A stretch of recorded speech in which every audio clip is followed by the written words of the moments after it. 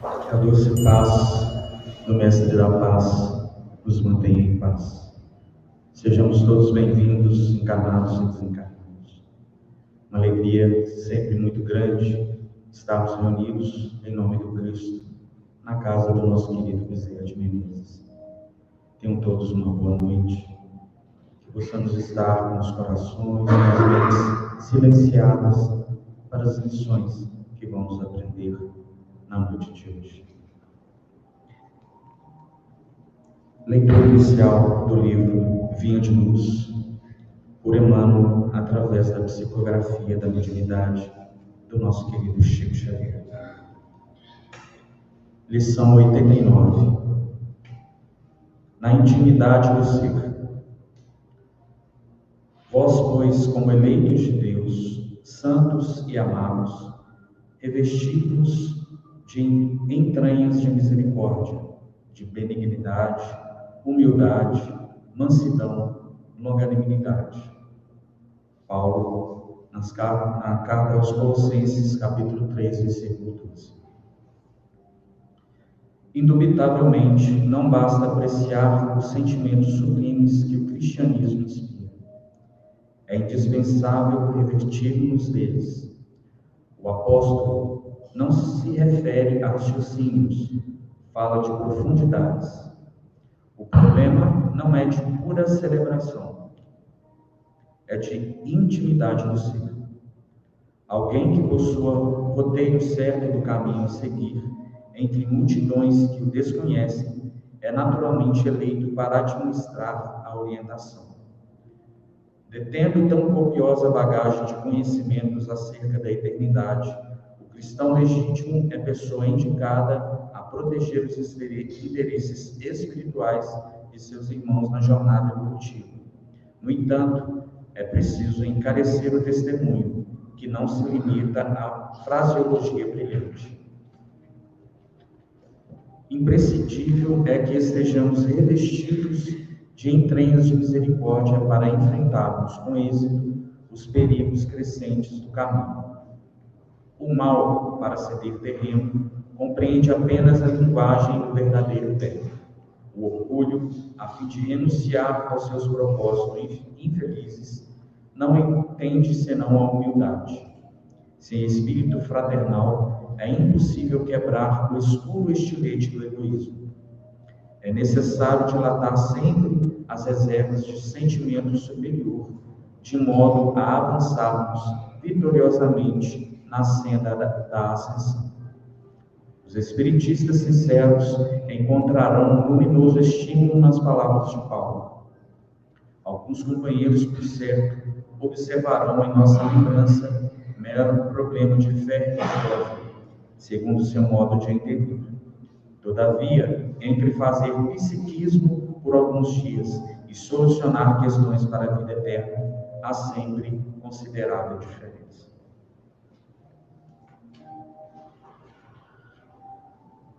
Senhor Deus, nosso Pai, Jesus, nosso amado Mestre, Maria Santíssima, nossa querida intercessora, querido Bezerra de Menezes, queridos da equipe espiritual desta casa, somos imensamente gratos pela oportunidade e mais esta roupagem física, na grande tentativa de melhorarmos um pouco mais. Somos gratos pela oportunidade que esta casa nos oferece do estudo, do trabalho, da companhia uns dos outros, da amizade, da fraternidade, da comunhão em Teu nome. Somos gratos, Senhor, por tudo que nos concede, por todas as oportunidades que abre à nossa frente para sermos melhores a cada dia. Que as Tuas palavras, que já foram plantadas, semeadas em nossa alma, possam florescer e frutificar.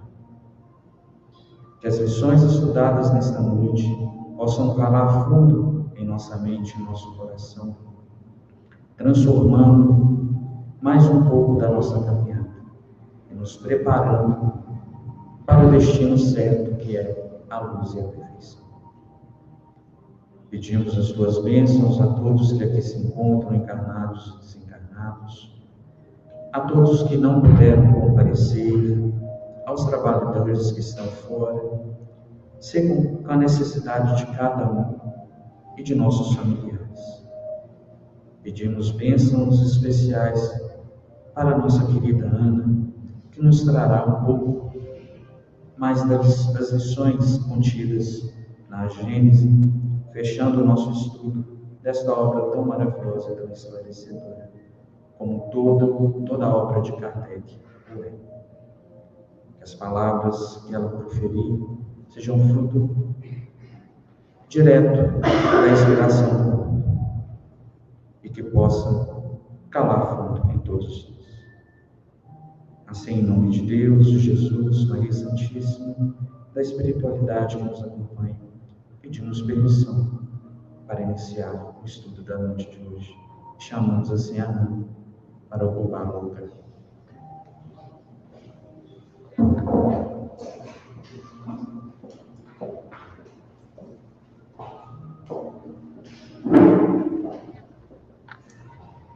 Queridos irmãos, muito boa noite.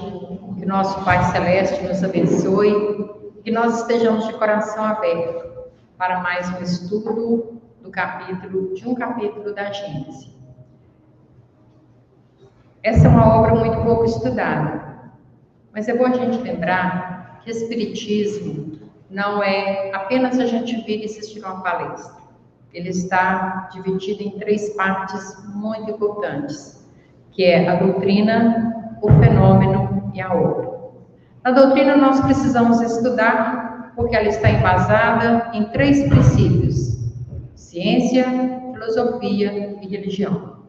E para a gente entender tudo isso, se nós não nos debruçarmos nas obras básicas, nas obras subsidiárias, a gente vai ficar na margem do conhecimento.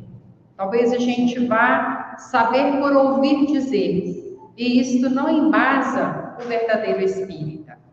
Embora, como está dito no capítulo 17 do livro dos Espíritos, do Evangelho segundo o Espiritismo, reconhece-se o verdadeiro espírito pela sua transformação moral e pelos esforços que empreende para domar as más inclinações.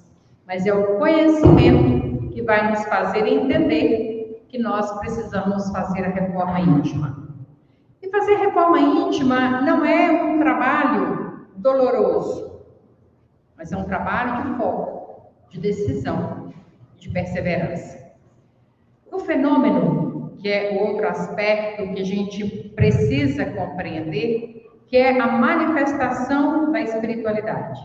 É através dela que nós entramos em contato com os nossos mentores, nossos orientadores, e temos a oportunidade de estender a mão para aqueles que estão nas zonas de sofrimento ou de revolta. E por fim, a obra, que não é mais do que a aplicação do capítulo 13, aliás, desculpa, eu acho que é do capítulo 16 do Evangelho segundo o Espiritismo, que fora da caridade não há salvação. Então, fechando isso daí, vamos ao capítulo 17 da Gênese. Ninguém pode prever o futuro. Já ouviram dizer assim, não vamos acreditar em pessoas que falam que vai acontecer isso ou vai acontecer aquilo, porque ninguém pode prever o futuro. O capítulo 17 é predições no Evangelho.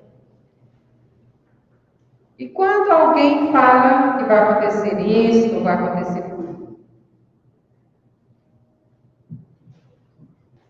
vai acontecer isto ou vai acontecer aquilo, será que essas profecias sempre se cumprem? Vamos entender sobre isso. Certa vez eu ouvi o Haroldo dizendo o seguinte: toda profecia revelada traz a oportunidade de mudança pela reforma das atitudes e conduta dos envolvidos. O profeta, quando ele faz uma profecia, uma previsão ou uma predição, o desejo dele é que ela se cumpra. Mas aí nós vamos encontrar Jonas, que foi convidado a ir à comunidade de Nínive e falar com eles que o Senhor iria acabar com eles, porque eles eram impenitentes. E aí, quando Jonas chegou lá, vamos esquecer a questão da baleia e outras coisas mais, Jonas chegou lá. E quando ele falou isso, o que aconteceu com o povo de Nínive? Eles acreditaram que Deus tinha ficado chateado com eles. E ao invés de continuar naquele movimento de revolta ou de fora das leis de Deus, eles fizeram o contrário. Eles passaram a tentar buscar a presença de Deus. E quando chegou a hora de se cumprir a profecia, o que aconteceu? Nada. E o Jonas ficou muito indignado, porque afinal de contas ele foi tomado por mentiroso. Se eu falo que vai acontecer alguma coisa, e aí a pessoa para quem eu falo, vai acontecer isso com você. Como que eu falo com o Ronaldo assim? Ronaldo, você vai morrer amanhã. Aí o Ronaldo fala assim, eu vou morrer nada. Eu vou rezar muito, vou falar com o meu anjo da guarda, vou falar com o Bezerra, vou falar com todo mundo, mas me dá mais um tempinho. Aí no outro dia, o Ronaldo não morre.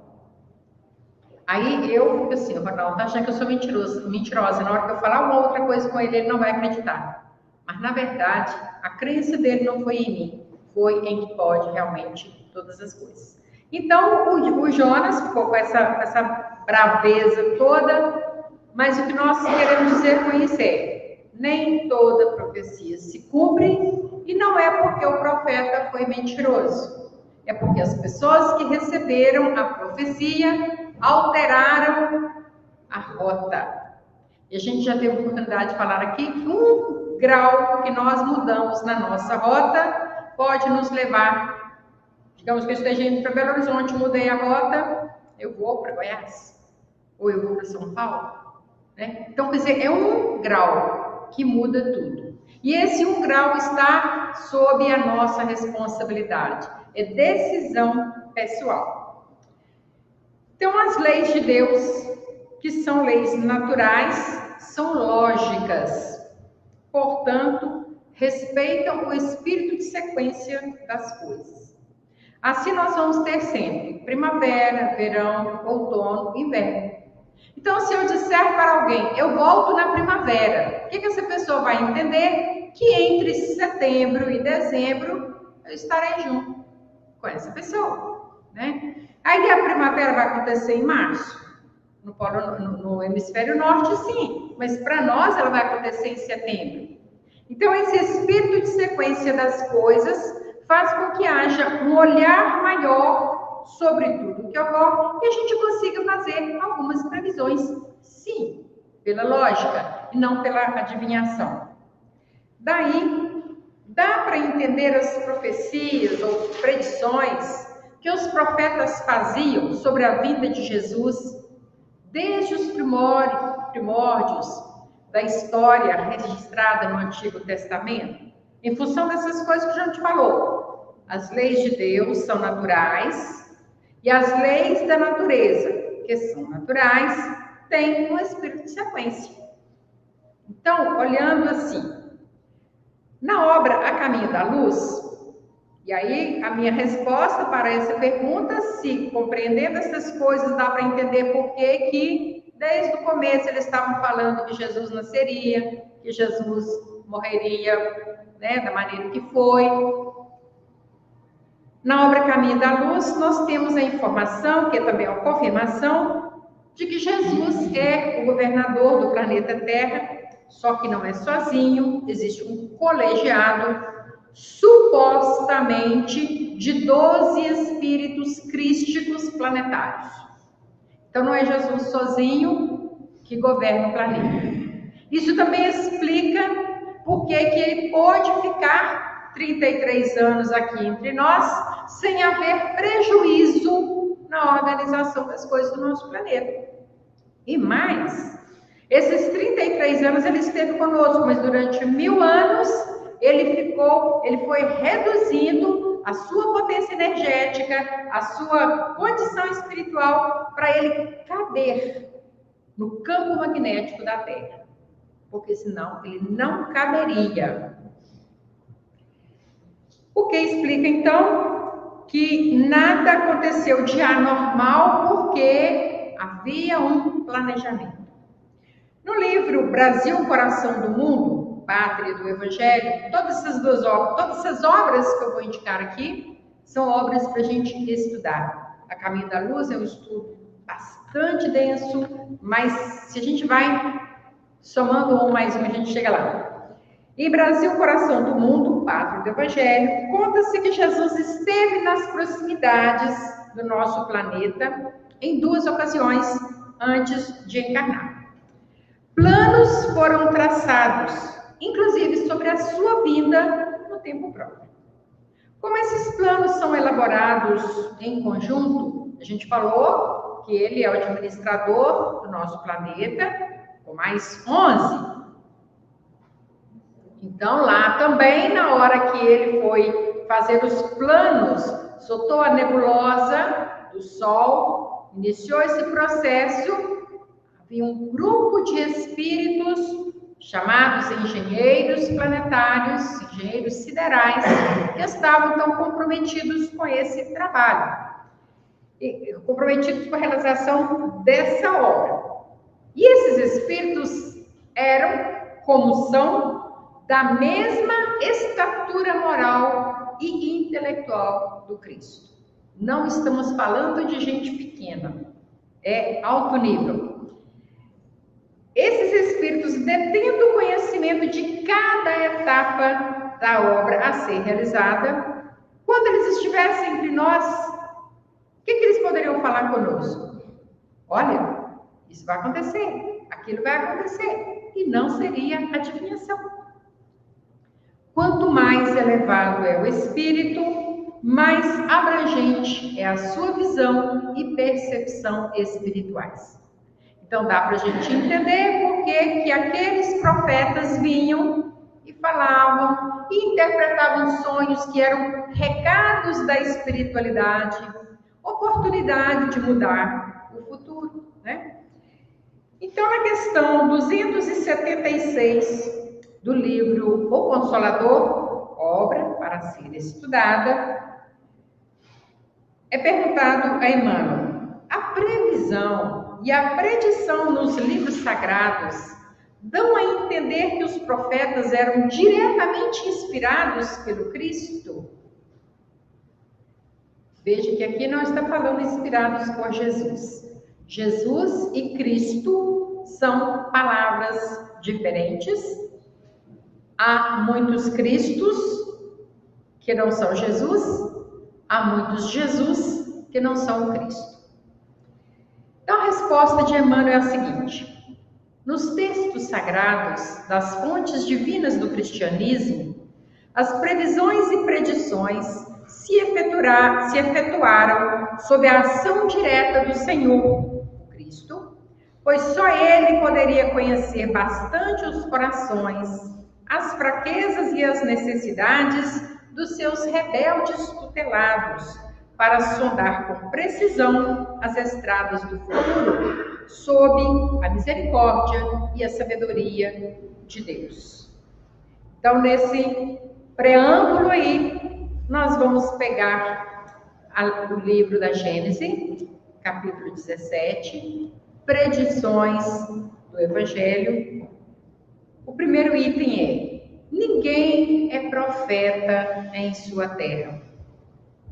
Quando Jesus fala estas coisas, ele havia saído da sua pequena Galileia, feito algumas viagens, já estava com alguns dos seus discípulos, e quando ele voltou para casa e começou a pregar, aí começou o bochicho.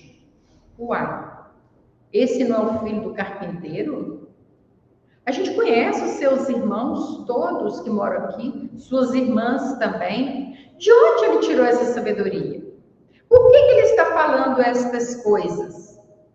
Então, por causa da incredulidade, da falta de afinidade com essas pessoas, Jesus pregou ali por pouco tempo e poucos milagres pôde realizar. Embora fosse, então, uma afirmação, em vista do desprezo que ele estava encontrando e a sua mensagem não encontrava repercussão, mas tornou-se também predição do comportamento humano. Como o próprio Cristo afirmou, é mais fácil chorar com os que choram do que sorrir ou se alegrar com os que se alegram. O que isso quer dizer? Digamos, por exemplo, há pouco tempo a Roseni lançou um livro. E não é um trabalho pequeno, exige o esforço do conhecimento, que é a pesquisa. Exige o esforço de concentrar esse material, de buscar apoiadores, de buscar recurso técnico, que é a gráfica e tal, tudo isso. Mas é também um motivo de muita alegria. Eu acho que é motivo de muita alegria. Mas se por outro lado, no outro momento, a Roseni tem uma perda pessoal, emocional, seja lá o que for, talvez a casa dela se enche de pessoas dizendo meus sentimentos, nossa, que coisa chata, não vai dar tudo certo, mas talvez na hora de aplaudir, nossa, Roseni, que bacana que você fez isso e tal, as pessoas, muitos de nós, temos dificuldade para fazer isso. Por quê? A inveja, o ciúme e o despeito são ainda companhias muito bem acolhidas por muitos de nós, que ainda não aprendemos a verdadeiramente amar.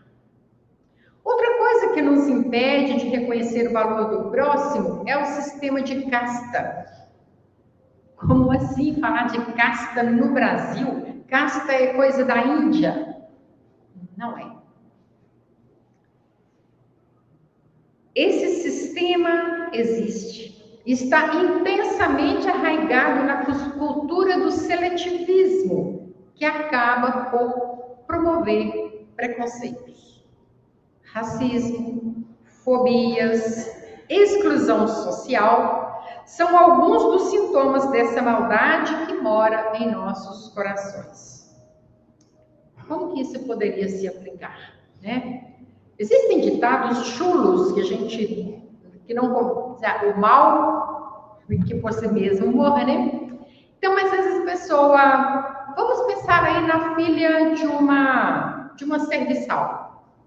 Aí ela faz o vestibular, passa, depois de um longo esforço, ela consegue o grau de enfermeira. Aí quando ela vai demonstrar, né, os seus conhecimentos, assim como aquelas pessoas falaram sobre Jesus. Como assim o filho do carpinteiro? Aquele que há pouco tempo estava aí pregando madeira uma na outra e tal. Como assim ele tem conhecimento dessas coisas? A pessoa poderia dizer assim, a filha da lavadeira? Ou a filha da servente enfermeira? Não é possível. Ou seja, nós encaixamos as pessoas numa caixa, num espaço que nós entendemos que é o lugar que elas devem ocupar. E ai delas se saírem dali. Né? Então, esse sistema de castas faz com que a gente não aceite de alguém que a gente entenda que é menor do que nós para trazer algum conhecimento. Como Jesus não era do serviço do templo, eles entendiam que ele não poderia ser filho de Deus. E ele falava com todas as letras. Naquele tempo, qualquer pessoa poderia chegar, entrar na sinagoga, pegar o livro sagrado, ler e comentar. Qualquer pessoa podia fazer isso. E o dia que ele pegou o livro e falou assim, lá estava escrito, né? Que um dia viria o príncipe da paz, restauraria todas as coisas. Ele abriu, depois fechou e falou assim, em mim se cumprem estas coisas. Quando ele falou isso, ele foi perseguido, morro acima, mas como não era o tempo ainda, a uva ainda não estava pronta para ser colhida e se transformar em vinho, simplesmente ninguém o viu mais e não o apanhava, porque não era o tempo. Pessoas também que conviviam com Jesus muito intensamente, que eram seus primos e irmãos, certa vez eles estão fazendo uma pregação, chegaram e pensaram assim: ele está ficando louco, nós precisamos retirá-lo dali. Agora vamos pensar, alguém da nossa família que queira levantar uma bandeira de libertação. Nós estamos vendo uma guerra, né? Acontecendo aí. E aí a pessoa fala assim: não, eu não concordo com o jeito que o país tal está atuando contra o... eu vou lá lutar por ele. Quem de nós não iria atrás dessa pessoa, nosso familiar, e falar assim: não vá mexer com essas coisas, isso não é assunto seu, você está ficando louco? Então, talvez fosse essa a preocupação dos irmãos de Jesus, de falar que ele estava virando comida para os lobos. Talvez fosse isso. Muitas coisas nós olhando de longe não temos mais a capacidade de enxergar as nuances. Então, ninguém sendo profeta em sua própria terra. Se Jesus não foi e deixou para a gente essa análise, é preciso que nós nos olhemos e pensemos: talvez ainda não seja o tempo de eu ter o aplauso que eu gostaria dentre aqueles que melhor me conhecem. Porque ao conhecer as minhas qualidades, elas são talvez chamuscadas pelos meus defeitos, pelas minhas não qualidades. Passamos para a parte segunda do livro A Gênese, capítulo 17, morte e paixão de Jesus. Em todas essas coisas que nós vamos lidar aqui, trata-se de predições, e que nós chamamos também profecias, e algumas eu chamo de profecia reversa. O que seria profecia reversa? Não é Jesus profetizando para o futuro, não é aquela passagem profetizando para o futuro. Era ali a profecia se cumprindo que foi feita no passado.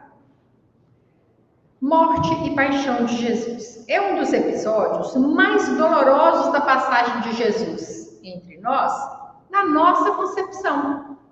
É triste, não é? Saber que um espírito tão grandioso, conforme o Divaldo fala, que dividiu a história em antes e depois de Cristo, tal a sua grandeza, tenha sido tão mal recebido por nós e tenha saído daqui espancado, vilipendiado, ultrajado e humilhado.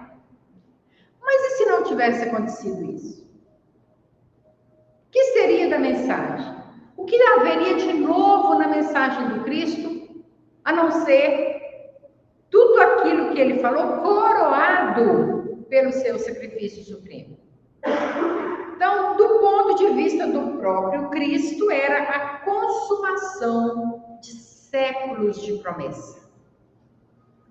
Quando eu digo que era uma profecia reversa, é o cuidado de Deus conosco, que envia o Cordeiro Pascal para o sacrifício e reconciliação.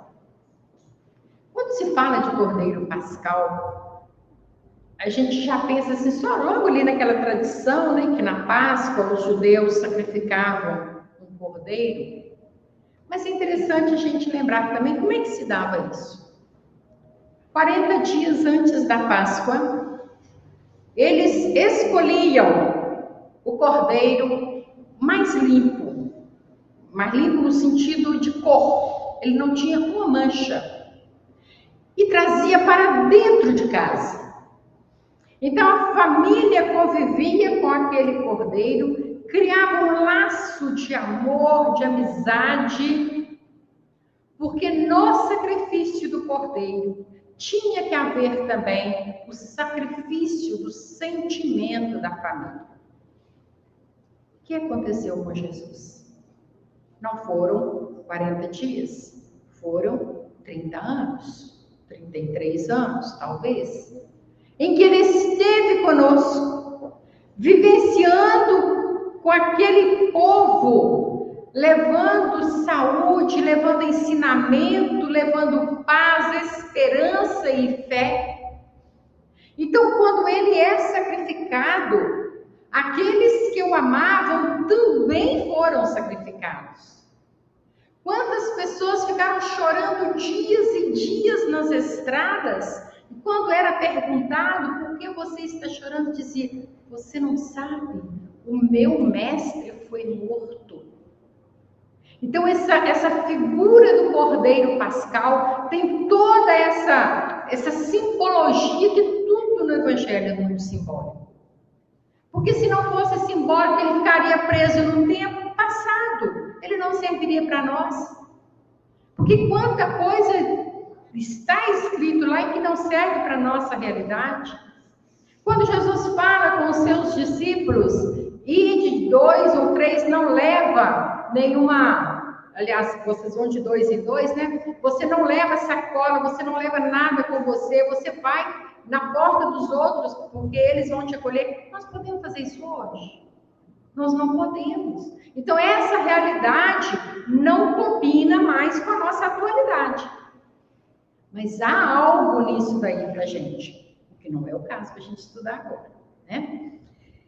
Então, mas aí qual que é a semelhança dele conosco, né? Esse conviver com Jesus, que nós continuamos convivendo.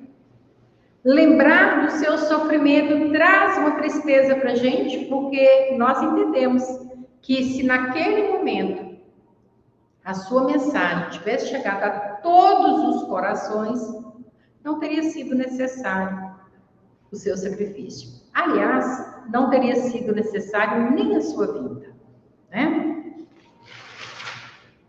E nessa vinda do Cristo, nós podemos ver 2 aspectos da profecia, que é o cumprimento da profecia, que é a vinda dele e a partida dessa forma, e a aceitação. Em Jeremias, capítulo 23, versículo 5, é registrado assim: eis que vem dias, diz o Senhor, em que levantarei a Davi um renovo justo. Em Isaías, capítulo 9, versículo 7, 1 a 7.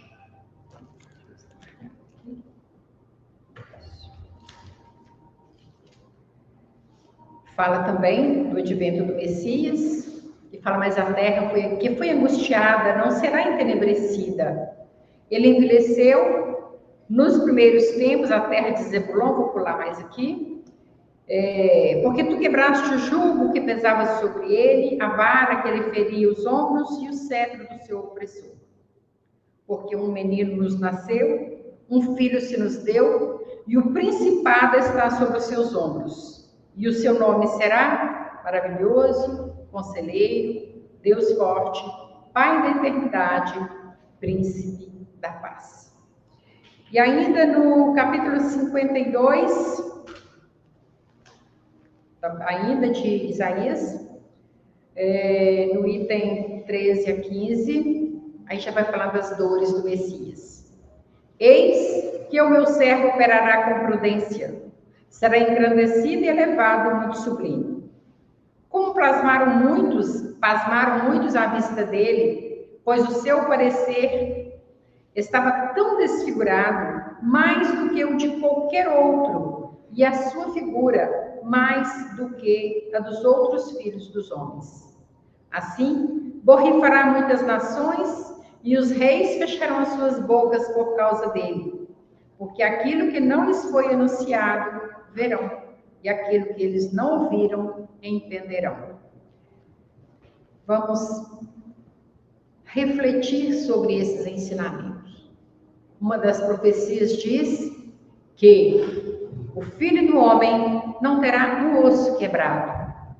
E embora fosse tradição dos crucificados terem partidas as pernas para morrer mais depressa, não fizeram isto com Jesus, para que as profecias se cumprissem. E vamos encontrar em Mateus capítulo 26, versículo 39. Jesus está a caminho do sacrifício, as pessoas batem na cara dele, fala: profetiza quem te bateu, se és realmente o Filho de Deus. Jesus apenas diz: Pai, afasta de mim esse cálice, mas para esta hora vim. É a segunda parte do nosso entendimento, que é a aceitação. Em todas as nossas caminhadas na Terra, nós somos missionários. Existem grandes missões, existem pequenas missões, mas sempre há uma missão ao nosso redor. E às vezes a nossa missão é tão pequenininha e nós achamos que isso está demais. Vamos colocar ela na mesma balança dessa de Jesus, em que ele fala, para ele falar que afasta de mim esse cálice, é porque estava muito puxado. Mas ele entende que para esta hora veio. E quando ele estava conversando com os seus discípulos, que isso foi logo depois da cura do lunático, aí ele fala que nós vamos para Jerusalém, mas lá, ele não falava ele falava o Filho do Homem será entregue à justiça, ele será morto, será espancado. Então, os discípulos estavam tão envolvidos pelas energias do amor que o Cristo emanava, que não conseguiam entender suas palavras de alerta para as dores que se aproximavam. É, na verdade, um espírito de negação diante do perigo iminente. É compreensível. Uma amiga nossa, um tempo atrás, o filho dela estava muito doente e sabia-se que ele não resistiria por muito tempo. E aí, na hora que ele estava morrendo, ela gritava, ela batia no médico e falava, faz alguma coisa, faz alguma coisa. E o filho dela já estava morto. E ela não conseguia enxergar que o filho estava morto. Então, nós negamos aquilo que nós não queremos que aconteça, mas faz parte do nosso aprendizado. Continuando em a Gênesis, nós vamos ver, então, a perseguição aos apóstolos.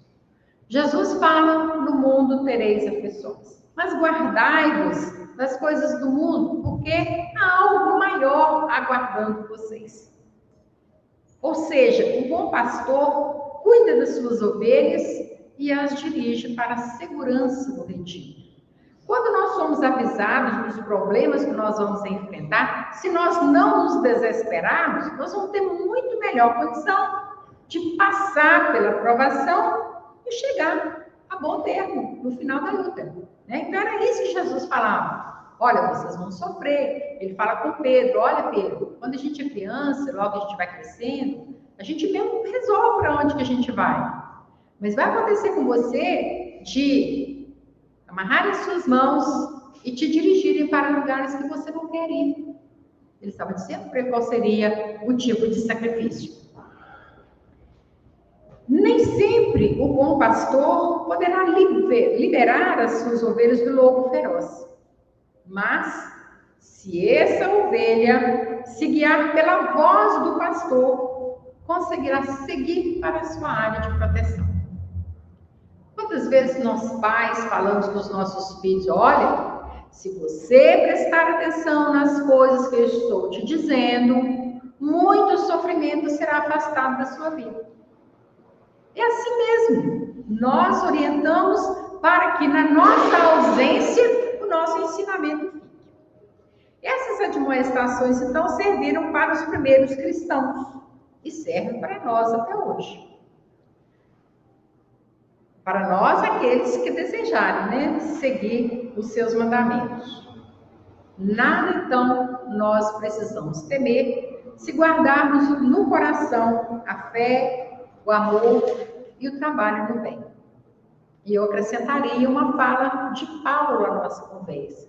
Em tudo dai graças. Mesmo que a gente esteja passando por dificuldades e provações, saibamos dar graças. Porque aquele que serve com alegria é digno do júbilo ao final. Vamos então para as cidades impenitentes. Vocês percebem que eu não estou sendo literal no estudo da Gênesis. Porque ler o livro é fácil. Aliás, é útil, é necessário. Voltamos aos aspectos da doutrina espírita. Doutrina, fenômeno e obra. Isso é doutrina.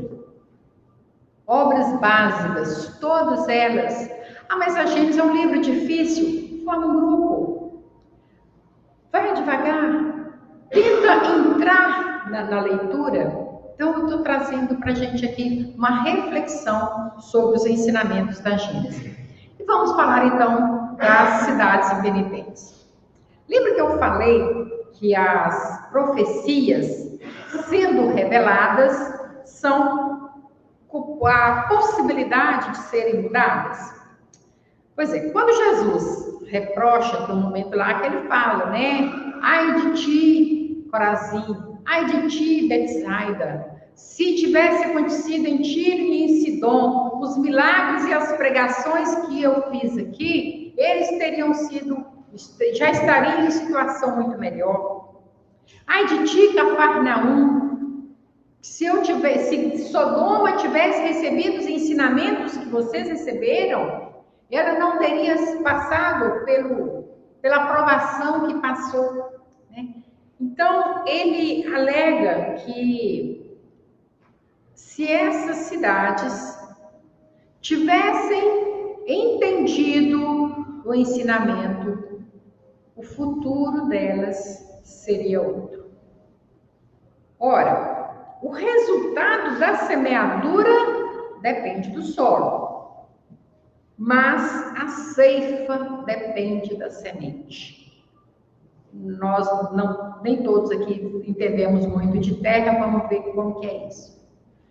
Na parábola do semeador, ele diz que o semeador saiu a semear, uma parte da semente caiu na pedra, outra foi na beira da estrada, tal, enfim, uma no terreno bom. Ou seja, havia semente, mas o solo não estava adequado. Então, a semeadura depende de um solo. E a ceifa depende da semente. Outra coisa, se eu plantar milho, vou colher milho. Se eu plantar café, vou colher café. Com qual cidade de Sidom, de Tiro, de Betsaida, de Cafarnaum, a gente se identifica e que nós estamos testemunhando das semeaduras, dessas maravilhas que o Mestre tem prodigalizado em nossas vidas. E tem sido muita semeadura. E às vezes a semeadura vem em forma de ralar o chão, de rasgar o chão. Quando nós temos rasgado as nossas almas com preocupações, com enfermidades, com perdas financeiras, tudo isso é semente que está chegando. Resta saber como que nós vamos lidar com isso. Que tipo de rega nós vamos trabalhar esse terreno, receber essa semente e para produzir. Todos devemos produzir. Vamos daqui a pouco conversar sobre a parábola dos vinhateiros homicidas, né? Então vejamos agora no próximo tópico, que é a ruína do templo em Jerusalém. Para além das previsões feitas para a cidade de Jerusalém, e muitas já se cumpriram, algumas é conveniente a gente transcender disso daí e buscar o simbolismo das palavras de Jesus, que é Jerusalém. Lembra da parábola do samaritano? Descia de Jerusalém para Jericó. Jerusalém, a cidade santa, a cidade maior do espírito, Jericó das sensações materiais. Então, Jerusalém é a cidade santa, ponto de referência da espiritualização do ser imortal. Nós estamos indo para Jerusalém ou nós estamos preferindo as planícies sem dificuldades ou estamos descendo para Jericó? Qual é a nossa escolha, qual é o nosso caminho? E o templo? O templo é um local sagrado para a adoração a Deus. Então, a gente mora no templo? Não. A gente faz as nossas refeições ordinárias no templo? Não. Quando a gente vem para aqui, a gente espera um momento de oração, uma reflexão, um aprendizado para a iluminação do Espírito Esse é o processo. Jesus, quando diz à samaritana que haverá um tempo em que os homens entenderão que não há um lugar ou outro mais agradável a Deus, porque ele será adorado em espírito e verdade. Lembra que ela pergunta para ele qual é o melhor lugar para adorar? Se seria no templo de Salomão, ou tinha um outro templo lá que eu não me lembro, que os samaritanos adoravam. Ele falou assim, não tem importância em lugar nenhum, não. Porque cada um deve adorar a Deus em espírito e em verdade. Ou seja, onde estiver o adorador, será o lugar da adoração. Então, qual é o problema de Jerusalém, a Jerusalém material, ser destruída? É um problema dos homens. Se vão reedificá-la, se não vão reedificá-la, problema dos homens. A nossa Jerusalém interior, essa precisa ser fortificada e mantida. Agora vamos ver o que é adorar. Né? Jesus não fala com a mulher samaritana que dia virá em que o homem vai adorar a Deus em espírito e em verdade? A palavra precisa ser separada, né?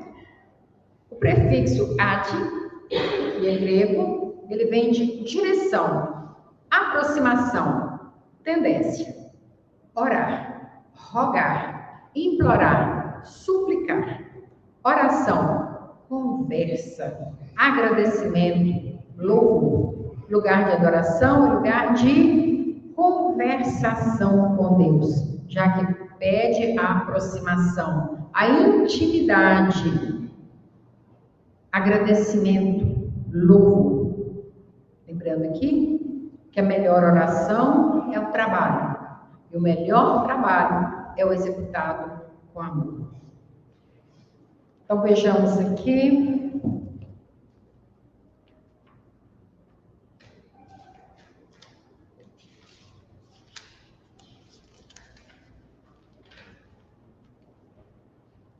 Quando Jesus saiu do templo para se ir embora, seus discípulos se acercaram dele para lhe fazerem notar a estrutura e a grandeza daquele edifício.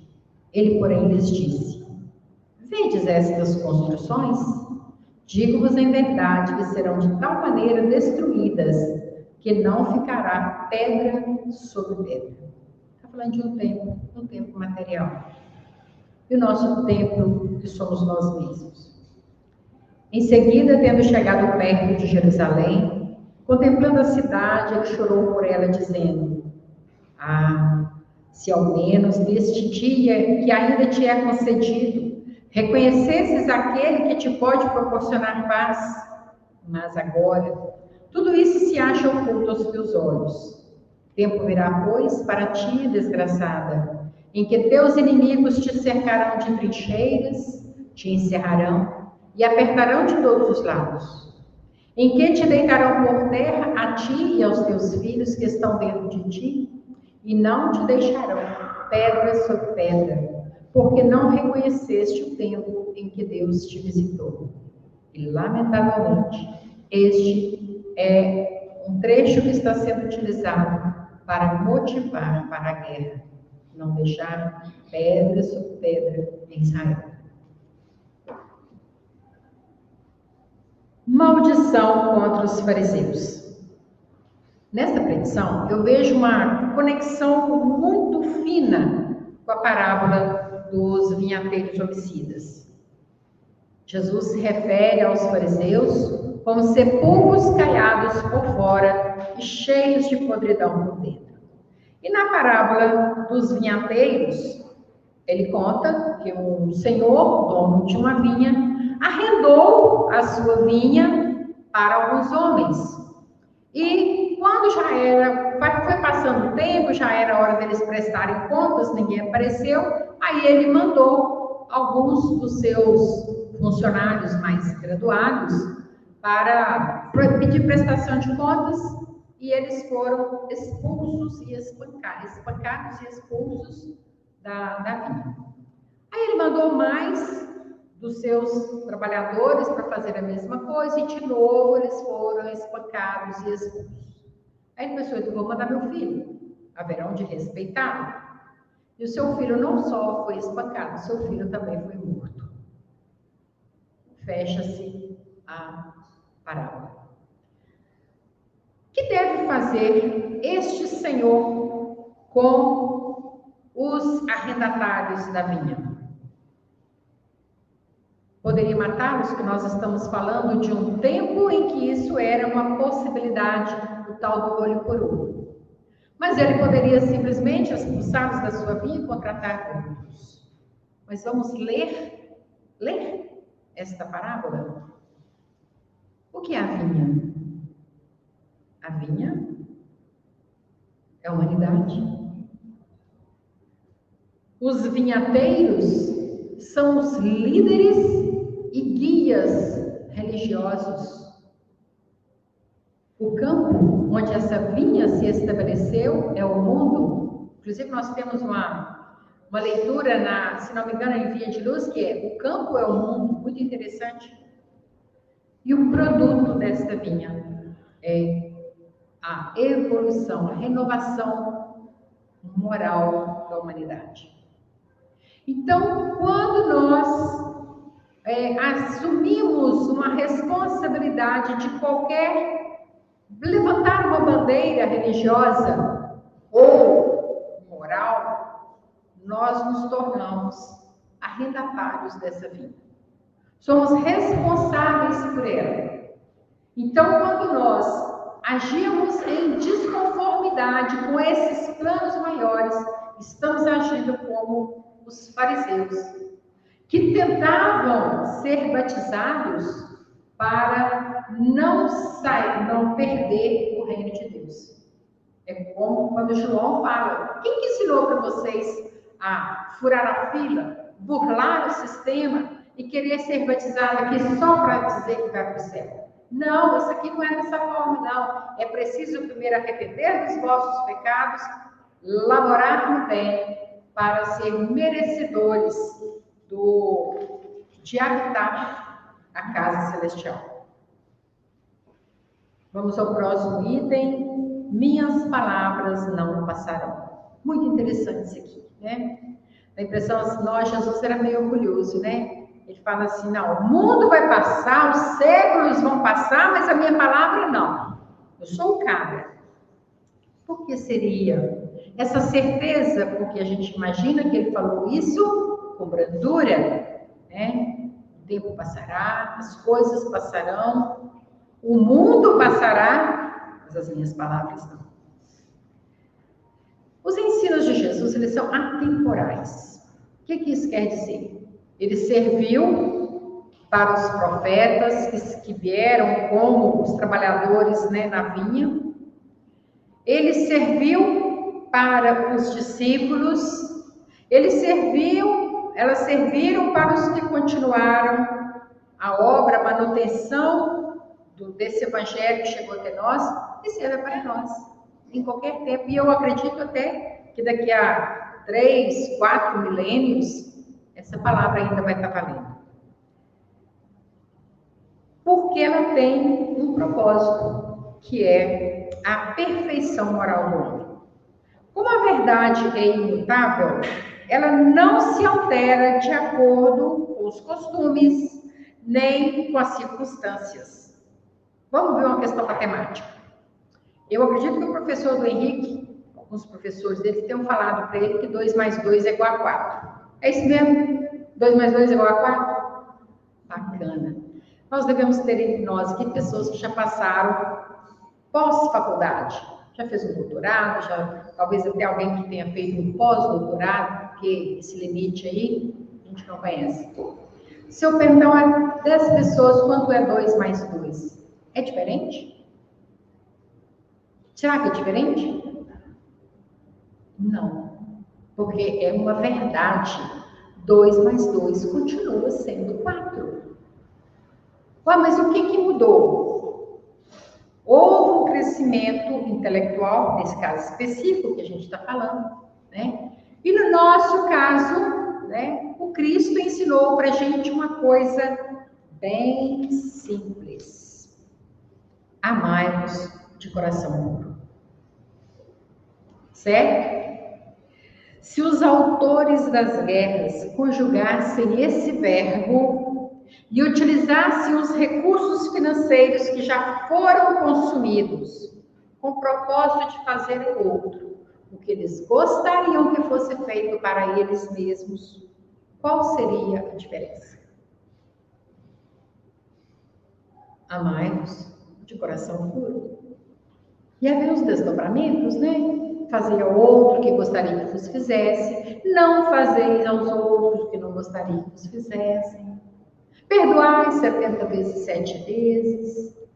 Lições simples que vão seguir conosco estrada fora e que nos dão energia, suprimento para nós passarmos pelas nossas provações, pelas nossas privações, sem desmerecer em momento nenhum a grandeza de Deus.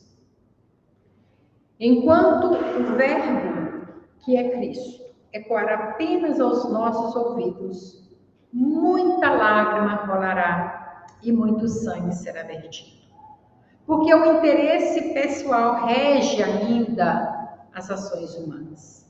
E é de uma pequenez tão gigante que é difícil a gente compreender. Tropeçamos, mas não enxergamos.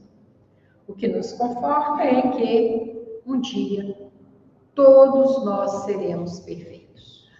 Essa é a fatalidade a que estamos obrigados. E aí nós vamos para a pedra angular. Segue a visão desse anterior aqui. Amai-vos de coração puro. Quem está com o coração cheio de ódio, vai gostar dessa receita? Não. Mas, ainda assim, essa receita segue. Chega de um jeito, chega de outro. Que às vezes existem corações duros que quando uma criança sorri, se desmonta inteiro. Então, o Pai Celeste, que conhece a intimidade dos nossos corações, traz aos nossos lares os nossos antigos amores, hoje transformados, e com sorriso, Ele estabelece essa pedra angular, a formar a esquina de um novo templo em nós, que é o amor.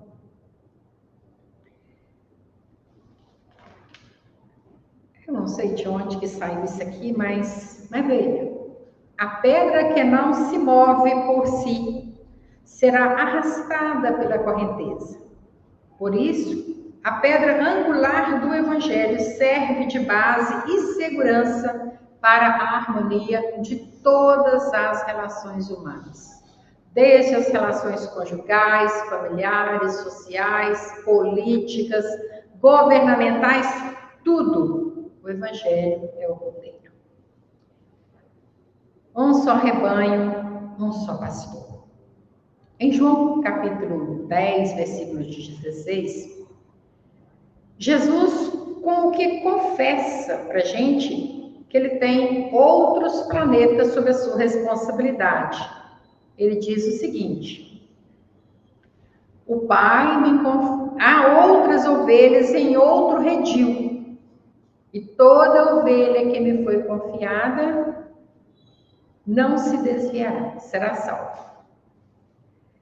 E ele promete, então, que nós temos um pastor. Aí ele fala que ele conhece cada um pelo seu nome, que a ovelha conhece a voz do seu pastor. Então, nós somos as suas ovelhas.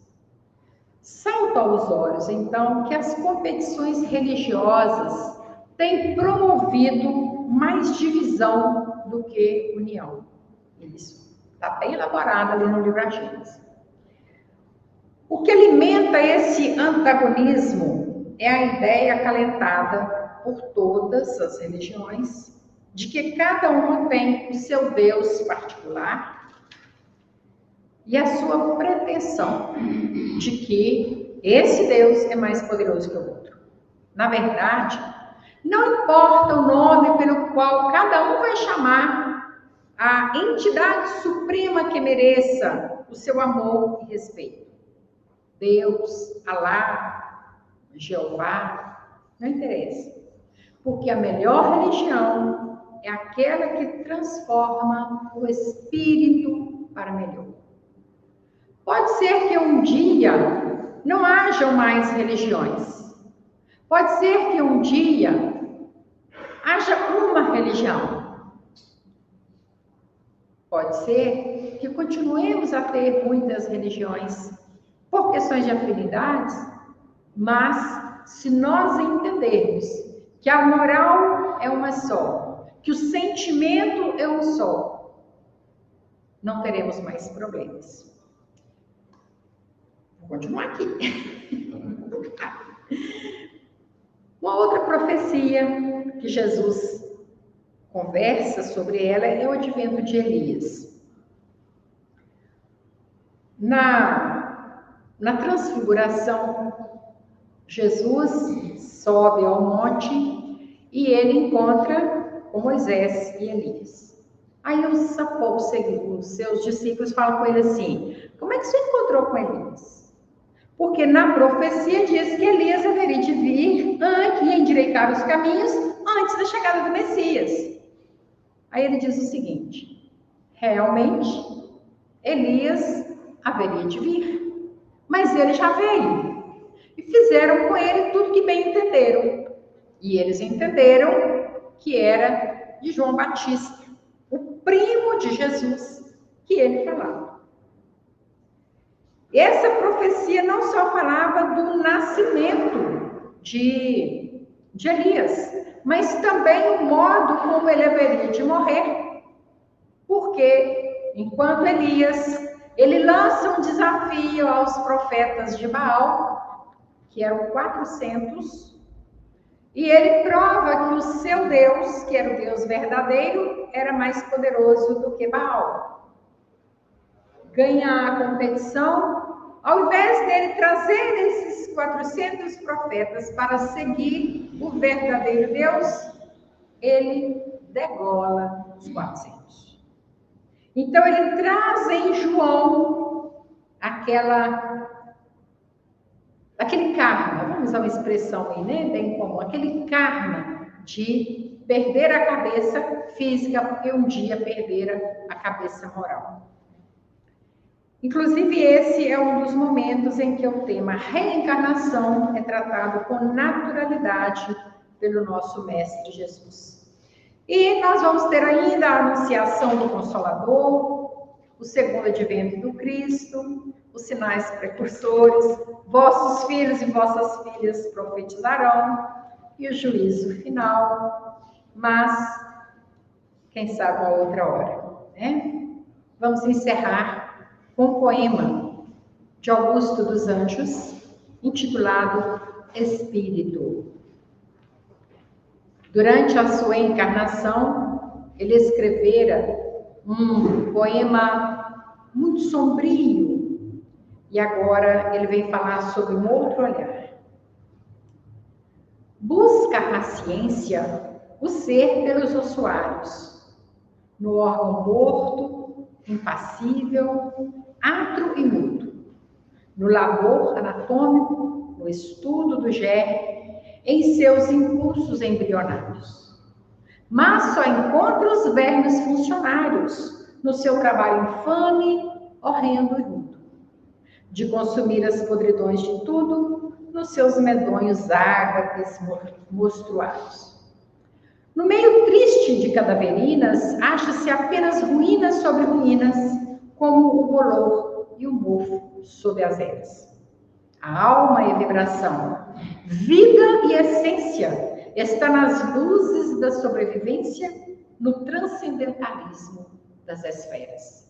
Somos nós, espíritos em evolução, cuja hora é agora, o ponto de inflexão, para fazermos a nossa transformação. E nesse mundo de regeneração que nos espera, estejamos prontos para dizer para o Cristo: eis aqui o servo do Senhor, faça-se em nós, segundo a vossa palavra.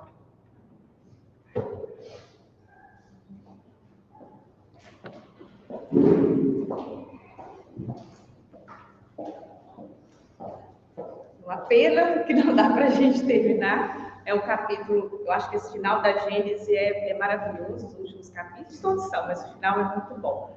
E aí deixa aquela vontade, né, de estudar, de ler pelo menos, né, o restante do capítulo. Obrigada, Ana, pelas reflexões.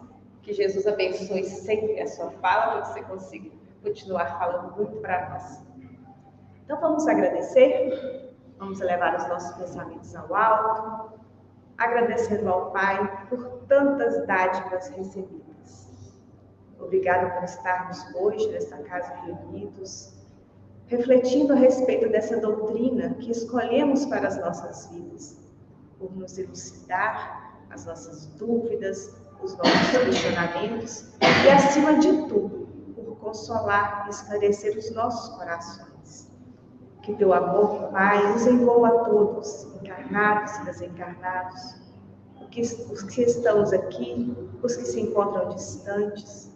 Que o teu amor envolva sempre os nossos corações, auxiliando-nos nessa tarefa tão árdua da nossa reforma, para que possamos diariamente conviver como irmãos com todos aqueles que estão próximos de nós. Obrigado, Pai, por tantas bênçãos. Ser conosco hoje e a cada instante de nossas vidas. Que assim seja.